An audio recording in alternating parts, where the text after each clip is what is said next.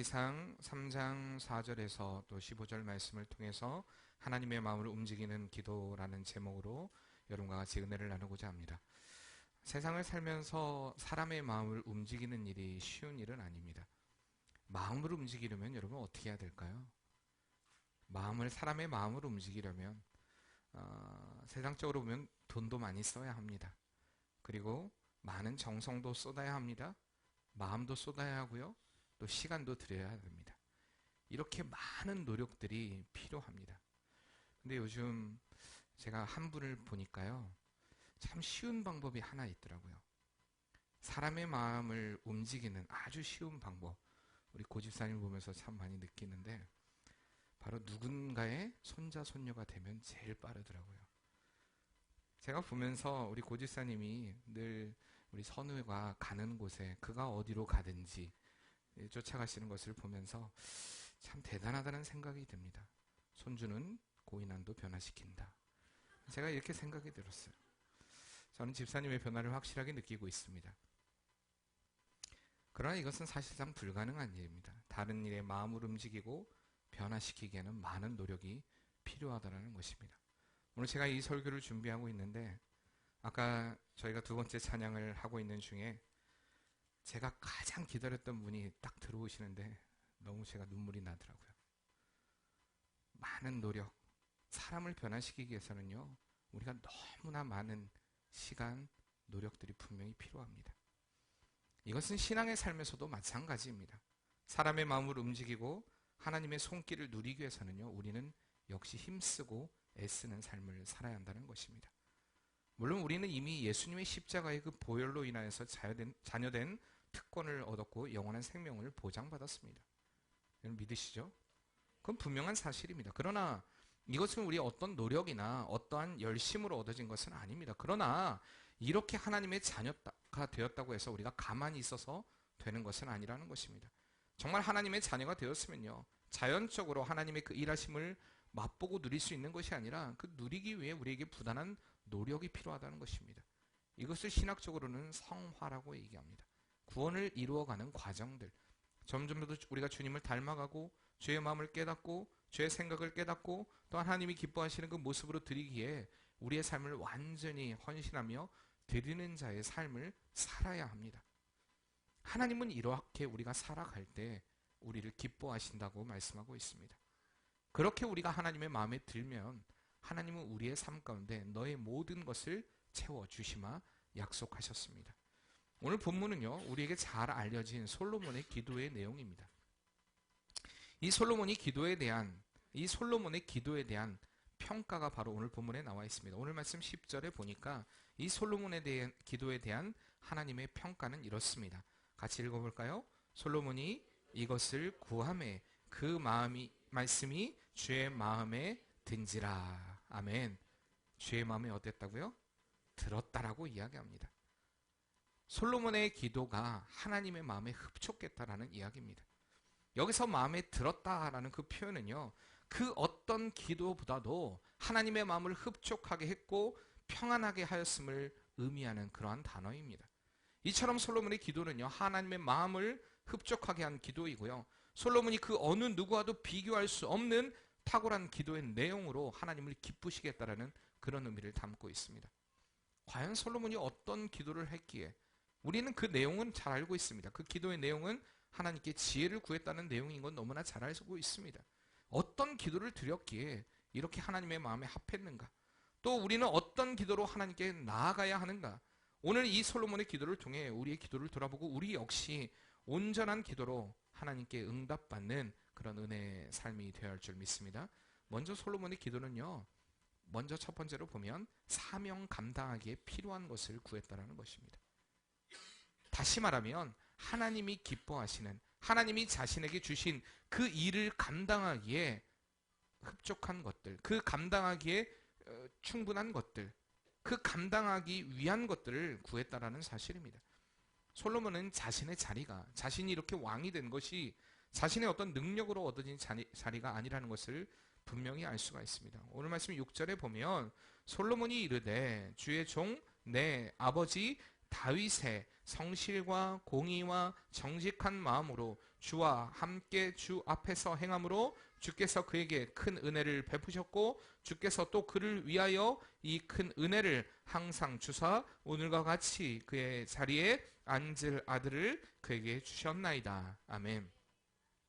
자신의 능력이 아니라 누구로 인하여서요? 하나님? 네, 그렇죠. 그 아버지 다윗의 신실한 신앙으로 인하여서 자신이 이 자리에 올랐음을 알았다는 것입니다. 그리고 아버지가 얼마나 지혜롭게, 그 다윗이 얼마나 지혜롭게 이스라엘을 통치했는가를 그는 분명히 잘 알고 있었습니다. 그리고 이 모든 것이 하나님으로부터 나와야 가능한 일이라는 것. 다윗이 그렇게 신실하게 하나님의 일들을, 하나님이 기뻐하심을 입고 그가 이렇게 신실하게 왕으로서의 삶을 살 수 있었던 것은 바로 하나님께 매달렸기 때문에, 하나님께 기도하는 자였기 때문에 이러한 은혜를 누렸다는 것을 솔로몬이 알고 있었다는 것입니다. 아, 내 아버지는 그런 사람이었어. 그래서 그는 하나님께서 자신에게 부여해 주신 이 사명을 감당하기 위해서는 하나님께서 은혜를 주셔야만 가능하다. 특별히 오늘 말씀에 그가 구했던 하나님이 지혜를 주셔야만 내가 이 모든 사명을 감당할 수 있다라고 그가 하나님께 고백하는 것입니다. 솔로몬의 간구는요, 그저 자신의 왕권을 유지하고 자신의 권위를 세우고 권력을 과시하기 위함이 아니라 진심으로 하나님의 백성, 나에게 주신 이 하나님의 백성들을 잘 다스리고 재판하며 온전한 나라를 세워가기 위해 하나님이 지혜를 주셔야 한다라고 그가 알고 간구한 것이었다는 것입니다. 다시 한번 11절 말씀에 보면 이에 하나님이 그에게 이르시되 내가 이것을 구하도다 자기를 위하여 장수하기를 구하지 아니하며 부도 구하지 아니하며 자기 원수의 생명을 멸하기도 구하지 아니하고 오직 송사를 듣고 분별하는 지혜를 구하였으니. 아멘. 그가 이렇게 이야기하는, 우리 말씀에는 확 두드러지게 나타나지 않지만 원어 성경에 보면 자기를 위하여 구하지 아니하며 라는 말이 3번이나 연속적으로 등장합니다. 자기를 위하여 구하지 아니하며. 솔로몬은요, 자기를 위하여 구하는 이기적인 기도가 아니었다는 사실입니다. 하나님의 평가가 이렇습니다. 솔로몬의 기도는 자기를 위한 기도가 아니었다. 이 말씀에는 강한 부정사가 등장합니다. 다시 말하면 이 말을 좀 직역을 해서 보면은 그리고 자기를 위하여 결코 간구하지 않았다라는 말입니다. 결코 자기를 위하여 간구하지 않았다. 이것이 바로 하나님께서 솔로몬의 기도를 기뻐하신 결정적인 이유였습니다. 바로 다른 사람들이, 보통 사람들이 드리는 일반적인 기도, 자신의 간구, 자신의 만족, 자신의 안정을 위한 기도가 아니라 하나님이 맡기신 내가 이 사명을 잘 감당하기를 원하는 그 마음으로 하나님께 간구하는 기도였기 때문에 하나님은 그 기도를 기뻐하시고 응답하셨다는 사실입니다. 솔로몬은 자신이 왕직으로서 하나님의 종으로 그분을 섬기는 직책이고, 그리고 이스라엘 백성들을 하나님의 뜻대로 다스려야 하는 이 직책이 바로 자신의 왕직이라는 것을 너무나 잘 알고 있었습니다. 그렇기 때문에 그 직분을 잘 수행하기 위해 그는 지혜를 간구하는 것입니다. 이렇듯 솔로몬의 성숙한 신앙이 깊이 배어있는 이 기도는 하나님의 마음을 기쁘시게 하기에 충분한 기도였습니다. 이처럼 하나님의 마음을 움직이는 기도는 하나님이 내게 부여해 주신 그 사명을 온전히 감당하기 위해 간구하는 기도, 그 기도를 우리가 하나님께 드릴 때 하나님은 그 기도를 기뻐 받으신다는 사실입니다. 요즘 크리스찬들의 기도의 모습을 보면 참 안타깝죠. 왜냐하면 많은 이들의 기도가, 대부분의 많은 기도가 하나님이 내게 주신 사명을 감당하기 위한 그런 기도가 아니라 어떻게 하면 내가 잘 살 수 있을까? 어떻게 하면 내가 잘 먹을 수 있을까? 내가 잘 누릴 수 있을까? 그저 내 만족, 내 기쁨을 위한, 하나님은 안중에도 없고 이런 것들만 구하는 이런 관점의 기도가 너무나 많다는 사실입니다. 하나님은 이 기도를 기뻐하지 않으십니다. 우리는 늘 우리의 기도를 돌아봐야 한다는 것입니다. 과연 이 기도가 하나님이 기뻐하시는 기도인가? 내가 간구하는 이 간구가 하나님이 기뻐하실 만한 간구인가? 내 기도가 하나님의 뜻에 합당한가? 이 내 기도를 통하여서 하나님이 내게 보여주신 그 사명을 온전히 감당하기 위한 이런 기도를 내가 하나님께 드리고 있는가? 우리가 이렇게 이 기도가 하나님의 감동이 되는 기도인가? 우리는 늘 돌아봐야 한다는 것입니다. 그렇기 때문에 우리는 기도하기 전에 먼저 우리가 하나님께 기도해야 될 것은 하나님, 내 기도가 하나님께 합당한 기도 되기를 원합니다. 내 기도가, 내 기도의 제목이 하나님께 합당한 기도의 제목이 되길 원합니다. 여러분, 먼저 하나님 앞에 기도해야 될 것이 바로 이것입니다. 이 기도가 주님의 뜻을 이루기 위한 기도가 되길 원합니다. 우리가 이렇게 기도할 때에 하나님은 그 기도를 기뻐하십니다. 하나님은 우리의 유익보다도 주의 나라와 주의 의를 최우선적으로 구할 때 기뻐하시며 더 놀라운 복과 은혜로 우리에게 부어주신다고 약속하셨습니다. 마태복음 6장 33절 말씀이죠. 너희는 먼저 그의 나라와 그의 의를 구하라. 그리하면 이 모든 것, 너희 먹고 쓰고 마시고 입고 너희의 모든 것을 너희에게 더하시리라 말씀하고 계십니다. 이게 바로 하나님이 우리에게 주신 약속입니다. 하나님의 뜻을 구할 때, 우리가 하나님의 일을 감당하기 위한 지혜를 구할 때에 하나님은 우리의 삶 가운데 이 세상을 살면서 우리가 넘치도록 풍성한 은혜로 우리의 삶에 부어주시는 분이시는 것을 늘 기억하시길 바랍니다. 두 번째로 솔로몬의 기도가 응답이 된 것은요, 그가 드리는 것이 하나님의 마음에 들었기 때문입니다. 오늘 4절 말씀 다시 한번 볼까요? 이에 왕이 제사로 기브온으로 가니 거기는 산당이 큼이라 솔로몬이 그 제단에 1,000번제를 드렸더니라고 기록하고 있습니다. 우리가 언제나 먼저 우리의 삶에 성도로서 최우선순위는요, 하나님을 예배하는 예배자입니다. 늘 하나님을 예배하는 것. 4절에 우리가 방금 보았듯이 솔로몬이 먼저 하나님께 합당한 예배, 제사를 드립니다. 솔로몬이 기도원으로 내려간 목적이 있는데 그 목적은 뭐냐? 바로 하나님께 예배하기 위해서, 즉 번제를 드리기 위함이었다는 것입니다. 어쩌면 이 4절 말씀, 열왕기상 3장 4절 말씀이 우리 한국 사회에, 이 한국 교회의 기복신앙을 조장하는 가장 지대한 영향력을 미쳤던 말씀일 수도 있습니다. 어떤 말일까요? 어떤 단어일까요? 그렇죠. 1,000번제. 이 말 때문에 우리나라에서는 1,000번제라는 말이 생겨났고 사람들이 1,000번 우리가 하나님께 헌신하고 희생해야 한다라는 어떤 그런 구호를 가지고 사람들에게 이렇게 하나님께 나아가는 그런 모습도 보게 됩니다. 솔로몬이 복을 받은 것이 1,000번제를 드림으로 인하여서 1000일 동안 하나님께 정성 어린 그런 예물을 드림으로 인하여서 복을 받았다. 그러므로 우리도 복을 받으려면 적어도 이런 정성을 쏟아 부어야 되는 거 아닌가? 라는 식으로 증거하는 목사들이 등장했습니다. 여러분, 과연 그 말이 맞을까요? 과연 우리가 불교나 다른 종교에서 하는 것처럼 49제를 드리고 100일제를 드리고 또한 1000번 절을 하고 이런 것처럼 우리가 하나님께 1,000번의 제사를 드려야, 예배를 드려야 하나님이 우리에게 복을 주시는 그런 분이실까요? 여러분, 잘 한번 생각해 보세요. 물론 여기에 등장하는 1,000번제를 드렸더니, 이 드렸더니에 해당하는 야알레라는 그런 단어인데 이게 올라가다라는 의미의 그런 동사인 알라의 미완료 사역형입니다.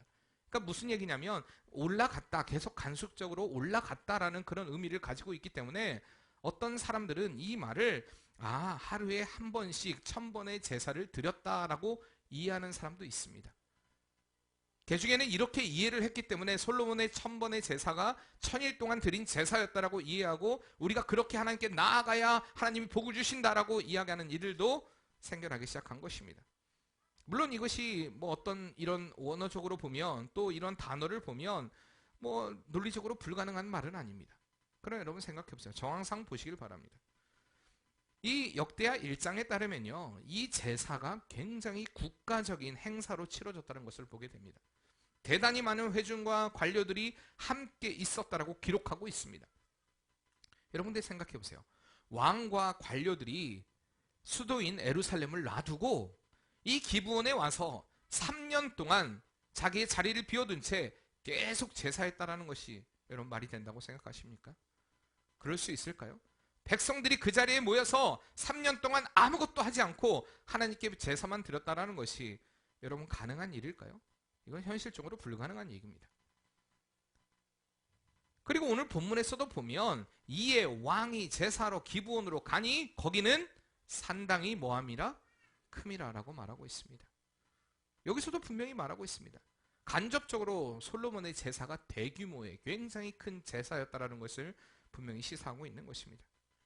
당시 기브온이, 솔로몬 당시의 기브온은요, 이스라엘에 있어서 유서가 깊은 성지일 뿐만 아니라 무엇보다도 그곳에서는요, 대규모의 제사를 드릴 수 있는 큰 규모의 산당이 있었습니다. 그렇기 때문에 기브온으로 간 것입니다. 그러니까 이 말은 솔로몬이 1000번의 제사를 1000번제를 드렸다는 것은 1000번의 제사를 드렸다는, 하루에 한 번씩 제사를 1000일 동안 드렸다는 그 의미가 아니라 한 번에, 단번에 드렸다라는 그런 의미를 가지고 있습니다. 물론 이 제사가 하루에 드렸다는 의미는 아닙니다. 어떻게 하루에 1000마리의 그 제물을 다 드릴 수 있습니까? 그건 사실 불가능하죠. 아마 이런 제사를 드렸으면 하루에 끝나진 않군요. 최하한 일주일 이상은 분명히 걸렸을 만한 그러한 제사의, 그런 규모의 행사였습니다. 대부분의 이스라엘의 의식도 보면요, 거의 일주일 동안 이어집니다. 계속 그렇게 이어져요. 결혼식도 마찬가지고. 어쨌든 이렇게 최선의 것으로 하나님께 드렸다는 그런 의미지 1000일 동안 드렸다는 의미가 아닙니다. 자꾸 이 말씀을 억지로, 어거지로 인용해서 기복신앙을 조장하는, 우리가 그러니까 1000번의 제사를 드려야 된다, 1000번의 제물을 드려야 된다. 물론 여러분들 가운데 여러분들, 목사님 제가 오늘부터 1000번제를 드리겠습니다, 제가 반대하지는 않습니다. 2000번제를 드리든 3000번제를 드리든 제가 하지 말라는 얘기는 하지 않습니다. 왜? 그러나 여러분이 그렇게 해서 내가 복을 받고 그래서 내가 은혜를 누리겠다라는 신앙은 기복신앙이 될 수밖에 없습니다. 내가 진짜 하나님의 은혜에 감사해서 내가 목사님 이렇게 하고 싶습니다 라고 하면 하세요. 그럼 괜찮습니다. 그러나 다른 의도를 가지고 이런 일을 하지 말라는 얘기입니다. 그래서 저희 교회에서는 1000번제라는 말이 없습니다. 물론 개중에 개인적으로 1000번제를 드리시는 분도 계시긴 합니다. 지금은 제가 없는 걸로 알고 있는데, 어쨌든 어떤 의도를 가지고 있든 간에 하나님을 향해 온전한 마음으로 예물을 드리는 건 중요한 일입니다. 의도가 불순해서는 안 된다는 것입니다. 어쨌든 가장 중요한 이 말씀에서의 핵심은 솔로몬은 하나님이 기뻐하시는 제사를 드렸다라는 것입니다. 하나님이 기뻐하시는 예배자의 모습으로 하나님 앞에 섰다라는 얘기입니다. 이게 왜 중요하냐? 출애굽기 20장 24절 말씀에 보면, 내게 토단을 쌓고 그 위에 내 양과 소로 내 번제와 허목제를 드리라. 내가 내 이름을 기념하게 하는 모든 곳에서 내게 임하여 복을 주리라. 이렇게 말씀하셨습니다. 하나님 분명히 하나님을 향해 온전히 제사하는 자에게 복을 주겠다, 은혜를 베푸겠다, 분명히 약속하셨던 것입니다. 하나님은 분명하게 오늘날 우리에게도 약속을 주십니다. 네가 온전한 예배를 나에게 드릴 때에 내가 너에게 복을 주리라. 온전한 예배를 드릴 때에 그 예배를 기쁘게 받고 그렇게 예배하는 자에게 한량없는 은혜를 부어주겠다. 오늘 우리에게 주신 약속의 말씀인 줄 믿습니다. 그렇기 때문에 우리는 언제나 예배에 최선을 다해야 한다는 것입니다. 구약에서처럼 하나님께 나아가기 위해 날마다 동물의 피를, 짐승의 피를 드리는 제사를 드리지 않음이 얼마나 여러분 감사합니까? 단번에 드리신 예수님의 그 십자가의 보혈의 공로가 있기에 우리가 이렇게 주님 앞에 기쁨으로 예배할 수 있다는 것, 얼마나 이게 큰 은혜입니까? 우리는 언제나 그 은혜의 깊은 것을 알고, 기쁨을 알고 감사로 하나님을 예배하는 그런 예배자로 서야 한다는 것입니다. 그렇기 때문에 제가 예배 가운데 여러분들이 온전하게 드리지 못하는 행동이 제 가슴에 가장 아픈 것입니다. 왜? 하나님은 그런 예배자를 찾으시고 있기 때문입니다. 믿음의 확실한 증거, 내가 믿음이 있다라는 확실한 증거는요, 내가 온전한 예배를 드리고 있다, 이것으로 알 수 있습니다. 여러분들이 믿음이 있다 없다는요, 내가 뭐 얼마나 헌금을 많이 했냐, 얼마나 많은 봉사를 했냐, 얼마나 많은 헌신을 했냐, 얼마나 많은 기도했냐, 아닙니다. 그렇다 할지라도 하나님을 향하는 온전한 예배자가 되지 못하면 가짜입니다. 믿음이 없는 것입니다. 진정한 믿음의 사람은요, 하나님을 향한 예배자가 됩니다. 사랑하는 성도님들, 하나님을 감동시키는 예배자가 되시길 바랍니다. 솔로몬이 드리는 이 번제는요, 몸, 시간, 물질, 마음, 정성, 이 모든 것을 다 하는 하나님께 합당한, 하나님께 감동이 되는 그런 예배였습니다. 우리 옆에 분들과 인사합시다. 하나님께 감동이 되는 예배자가 됩시다. 여러분, 이렇게 예배를 잘 드리면 어떻게 해야 될까요? 예배를 기대해야 됩니다. 정말 주님을 만날 것을 기대해야 됩니다. 예배를 사모함으로 주님 앞에 나와야 합니다. 예배를 사모하는 사람이 예배 가운데 늦을 수는 없겠죠. 다른 생각에 사로잡힐 수는 없겠죠. 졸음에 사로잡힐 수는 없겠죠. 예배 가운데 어떻게 여러분들이 인색할 수 있겠습니까? 내가 드리는 찬양이, 내가 드리는 그러한 고백이, 기도가, 또한 이 헌금이 어떻게 인색할 수 있겠습니까? 어떻게 정성 없이 하나님 앞에 드릴 수 있겠습니까? 예전 분들이요, 여러분 율법주의라고 생각하지 마시고요, 예전 분들이 예배 가운데 나오기 위해 정말 일주일 동안, 우리 학생들도 보면, 우리 아들들도 가끔 보면 가르쳐 주진 않았는데 가장 새 옷을 사면요 주일날 먼저 입는다고 얘기를 하더라고요. 가르쳐 주지 않았어도 왜? 그렇게 하는 걸 봤으니까. 저도 제 부모님이 그렇게 하는 걸 보았고, 저도 역시 그렇게 살았고, 그러니까 아이들도 그걸 보는 것입니다. 가장 좋은 옷은 주일날 입어야지, 좋은 신발은 주일날 신어야지, 가르쳐 주지 않아도 애들이 알고 있습니다. 여러분 이것을 율법적으로만 보겠습니까? 그리고 주일날 드리는 헌금을 옛날 분들은요 다리미로 그렇게 다렸습니다. 우리 이수장 원사님도 지금도요 헌금 어떻게든 은행하면, 은행은 제일 싫어하는 아마 블랙리스트 1호일 수도 있어요. 왜요? 날만 가면 돈 갖다 주면서 나 바꿔줘, 새 돈으로 바꿔줘. 싫을 수도 있어요. 근데 이게 적당히 하셔야 돼요. 그 사람들 통해 기독교인들이 이기적이야 이런 말 들으면 안 돼요. 또 이 행위가 무슨 얘기인지 아시죠 여러분들? 그러나 그런 마음 있잖아요. 정성 어린 마음으로 주님 앞에 드리고자 하는 그런 마음들, 꾸깃꾸깃한 것으로 드리는 것과 하나님께 정성 어린 마음으로 드리는 건 다릅니다. 하나님을 기대함으로 예수님께서 최후의 만찬에서 제자들에게 이야기하십니다. 이곳에 있는 자 중에 나를 파는 사람이 있을 것이다. 파는 자가 있을 것이다. 그때 제자들이 뭐라고 얘기합니까? 다 수근수근합니다. 그리고 다른 성경에서 뭐라고 얘기합니까? 물어봅니다. 예수님께. 뭐라고요? 내니까? 내니까? 여러분 그게 무슨 의도라고 생각하십니까? 제자들의 마음 가운데 어쩌면 한 번쯤은 이미 마음으로는 예수님을 팔았던 자들이 있었을 수도 있습니다. 예수님에 대한 기대감이 점점 사라졌기 때문이죠. 왜요? 예수님을 그들은 정치적인 메시아로 기대했습니다. 예수님이 메시아가 이 땅에 오면 이 로마의 압제에서 해방시켜주고 이 가난에서 벗어나게 해주고 우리를 좀 평화를 주고 우리에게 안정적인 생활을 유지하도록 만들어주겠지? 라는 예수님에 대한 분명히 정적인 메시아로서의 예수님에 대한 기대감이 있었습니다. 근데 예수님이 그냥 죽으신대요. 십자가에서 죽겠다고 말씀하십니다. 나는 그냥 사라지겠다라고 얘기하십니다. 이 말에 어떻게 보면 제자들 마음 가운데 예수님을 향한 기대감이, 물론 병을 고치고 여러 가지 기적과 이적이 일어나긴 하지만 진정으로 이 나라 가운데 평화를 주실 수 있는 분일까라는 의구심이 그들 안에 들었을 수도 있습니다.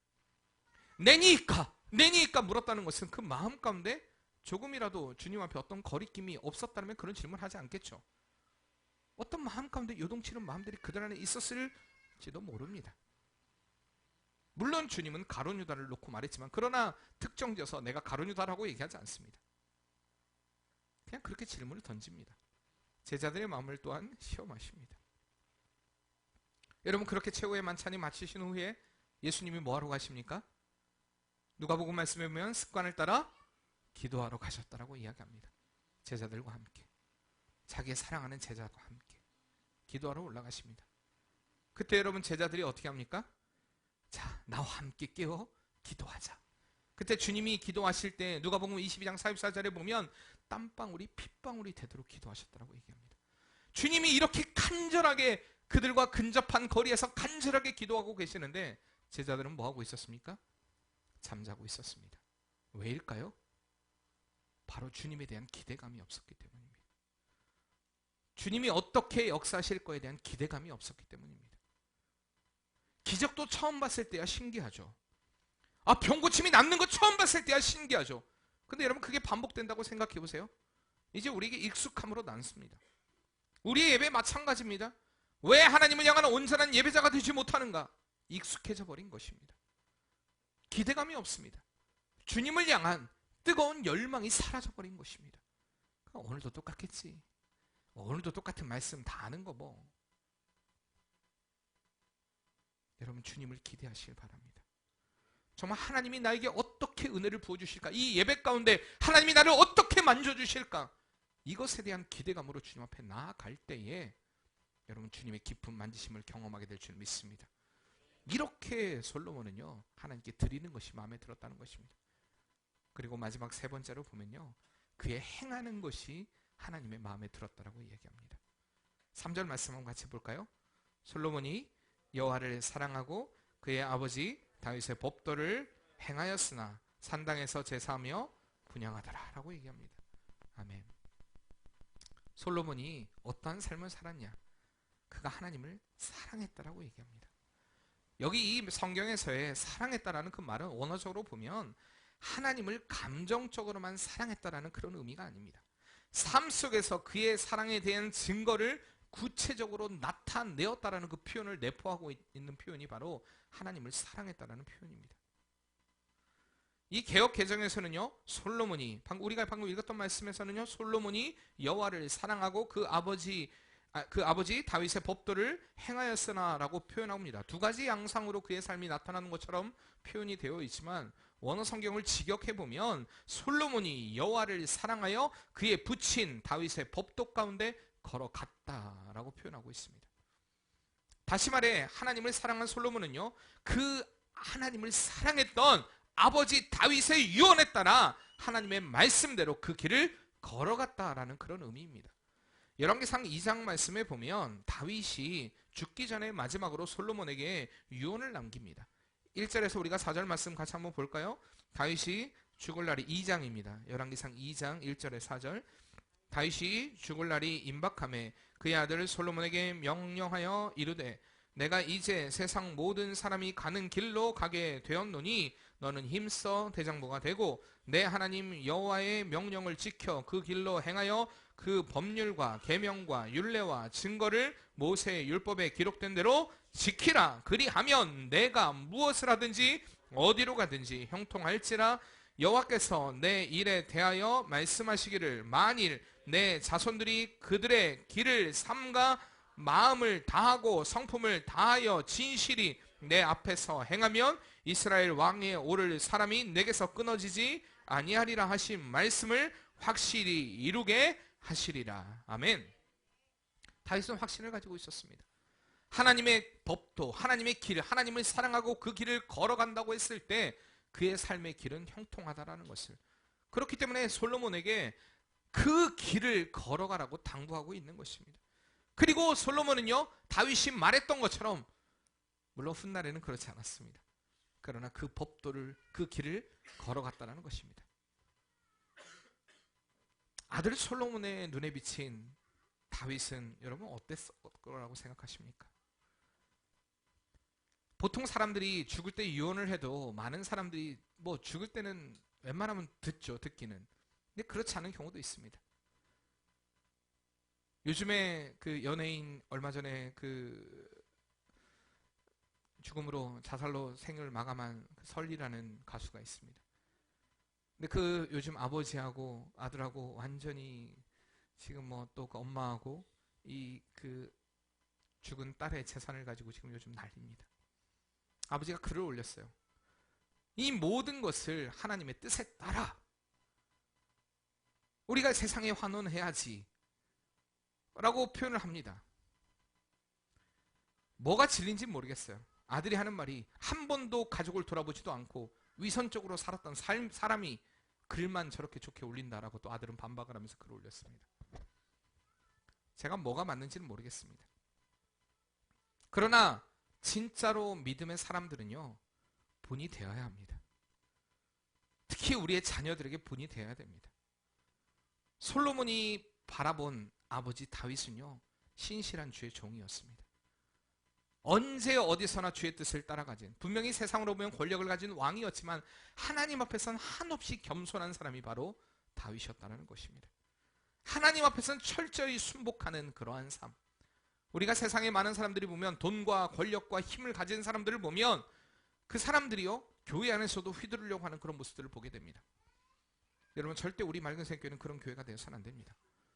내가 얼마나 많은 물질을 했고, 내가 얼마나 많은 권력을 가지고 있고, 내가 얼마나 많은 힘을 가지고 있는가, 이런 이들이 교회의 뭐 장로가 되고 집사가 되고 권사가 돼서 교회를 좌지우지하고 흔드는 그런 일들이 우리 교회에서 일어나서는 안 된다는 것입니다.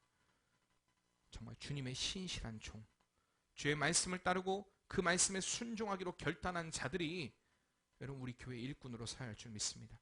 다윗은 그런 자였다는 것입니다. 솔로몬의 눈에 보기에.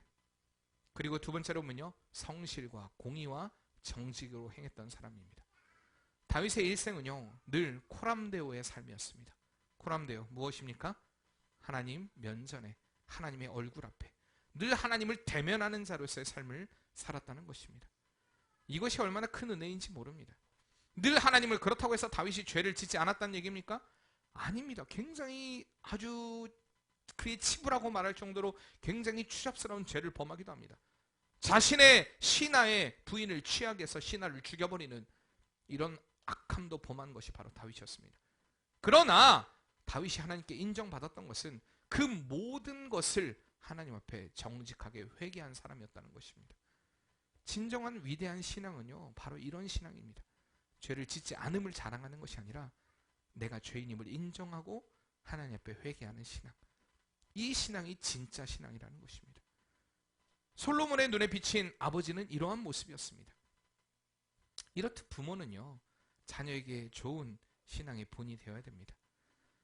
우리 부모는 보니까 예배 시간에 날마다 졸기만 하고 헌금 낼 때는 그저 아까워갖고 10,000원짜리 나오면 그냥 어떻게든 집어넣고 1,000원짜리 하나 꺼내고 동전 꺼내고 맨날 예배 시간에 보여주는 모습이 집에서는 전혀 말씀대로 살지 않고 이런 모습들을 살면요, 나중에 위선이라고 이야기를 합니다.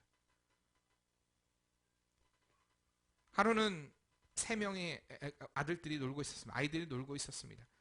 4명의 아들이 놀고 있었는데, 자, 한 명은요 목사님의 아들이었고요, 한 명은요 의사의 아들이었고요, 또 한 명은 119 대원의 아들이었습니다.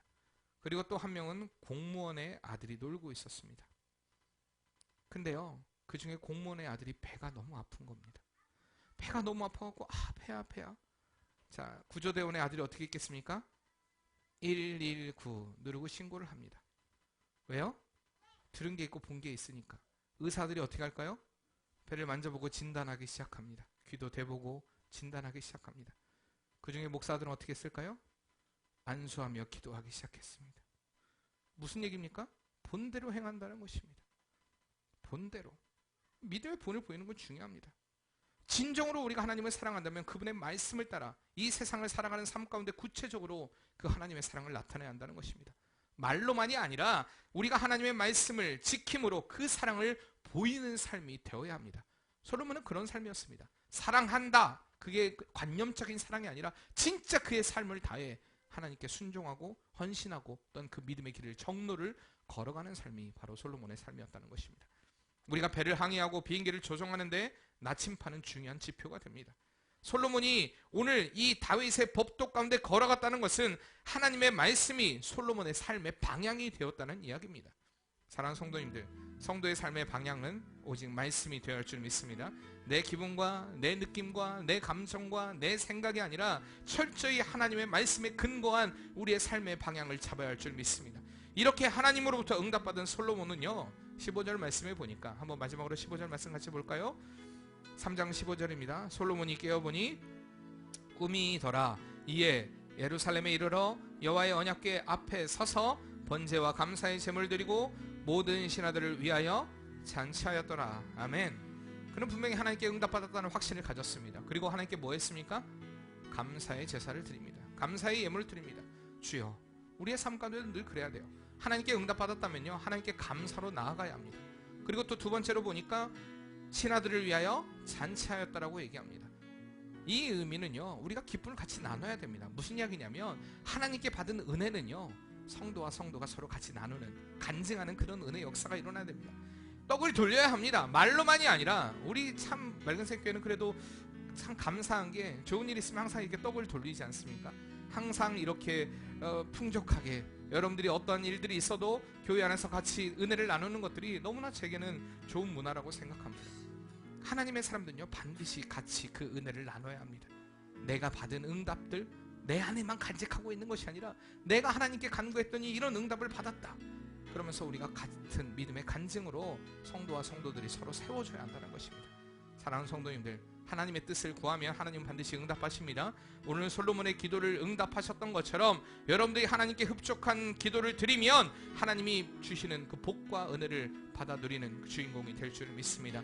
우리의 행동이 말대로 말씀대로 이루어진다면 하나님이 베푸시고 인도하시는 그 은혜의 역사에 여러분들 모두가 다 주인공이 될 수밖에 없습니다. 오늘 여러분들의 간구가 하나님께 합당한 간구 되시길 바랍니다.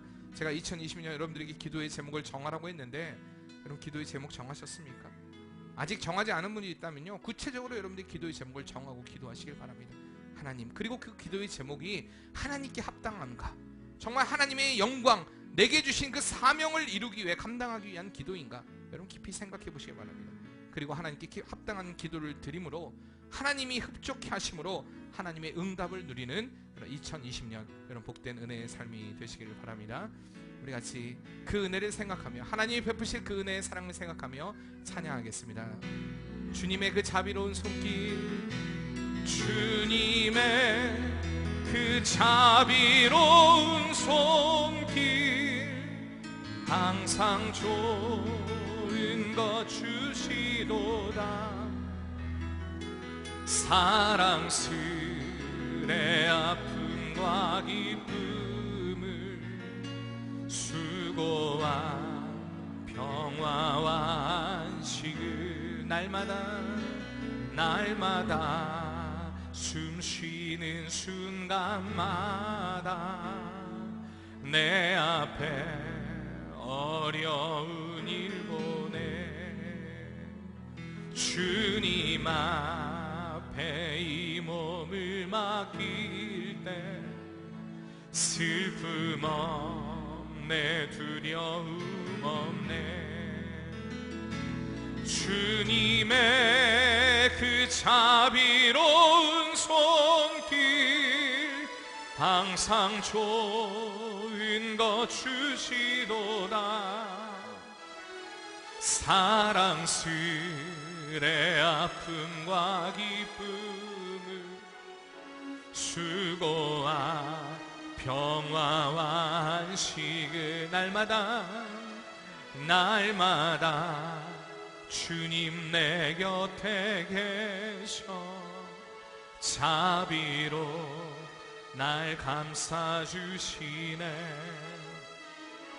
주님 앞에 이 몸을 맡길 때 힘주시네, 위로함 주네. 어린 나를 품에 안으시사 항상 평안함 주시도다. 내가 살아 숨을 쉬는 동안 살피신다 약속하시. 인생의 어려운 순간마다, 인생의 어려운 순간마다 주의 약속 생각해보네. 내 맘속에 믿음 잃지 않고 말씀 속에 위로를 얻네. 주님의 도우심 바라보며 모든 어려움 이기도다. 흘러가는 순간순간마다 주의 약속. 우리 다시 한번 고백합시다. 주님의 도우심 바라보며, 주님의 도우심 바라보며 모든 어려움 이기도다. 흘러가는 순간순간마다 주의 약속 새겨보네.